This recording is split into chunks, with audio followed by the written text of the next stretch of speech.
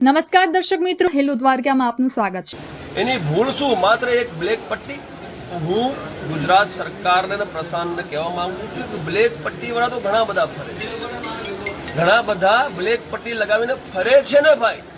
સરકારી કર્મચારીઓ ફરે છે, પોલીસ પ્રશાસનના અધિકારીઓ ફરે છે, પોલીસ પ્રશાસનના કર્મચારીઓ ફરે છે, પોલિટિકલ લોકો પણ ફરે છે।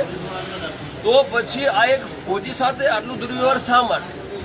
હવે અમારી જે માંગ છે એ ફોજીની માંગ છે, એટલે અમારી એટલે એ અધ્યક્ષતાપૂર્વક ફોજી કરે, જેના પર અન્યાય જોઈએ એને સન્માન માટે એને આ માંગો મૂકી છે। એ આપણા માધ્યમથી હું અહીંના જે એસપી સાહેબ છે ત્યાં સુધી પહોંચાડવા માંગુ છું કે જે ફરિયાદ થઈ છે એના ઉપર ફોજી ઉપર એ ફરિયાદ ખોટી છે, એને રદ કરવામાં આવે એવું એને કીધું છે ને એને અમે સમર્થન કરીએ છીએ। બીજું એને અમને એવું કીધું છે કે જે પોલીસ કર્મીઓ હતા જેમણે એમના ઉપર હુમલો કર્યો છે એ તમામ પોલીસ કર્મીઓનું સસ્પેન્શન થાય અને એમના ઉપર પણ એફઆઈઆર દર્જ થાય, એનું પણ અમે સમર્થન કરીએ છીએ। અને એની એક માંગ હજુ છે કે ભવિષ્યમાં આવી ઘટનાઓનું પુનરાવર્તન ના થાય એ માટે જે સરકાર અને પ્રશાસનના જે આલા અધિકારી છે એ દિશા નિર્દેશ જારી કરે પોતાના પોલીસ પ્રશાસનના જેટલા પણ અધિકારી છે કર્મચારીઓને, તો આ જે ઘટના છે એનું પુનરાવર્તન રોકવામાં આવે એ રીતે એને ઘણી બધી માંગો મૂકી છે। તમામ માંગોને લઈને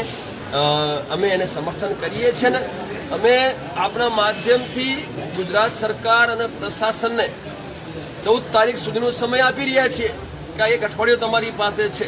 આ અઠવાડિયામાં તમારે આ તમામ માંગો ઉપર કાર્યવાહી કરવાની રહેશે અને જો ન્યાય નહીં આપો તો પછી ન્યાય લેતા અમને આવડે છે, પહેલા લીધા છે, અત્યારે પણ લઈ શકીએ છીએ, આગળ પણ લઈશું।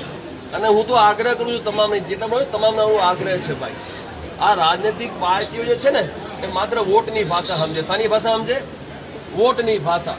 જો આપણા ફોજીને ન્યાય ના મળે ને સાહેબ તો અત્યારે સરકાર કોની છે? અહીંયા ભાજપની સરકાર છે। કોની છે? એટલે ભાજપ પણ કામ કરીને સાંભળી લે।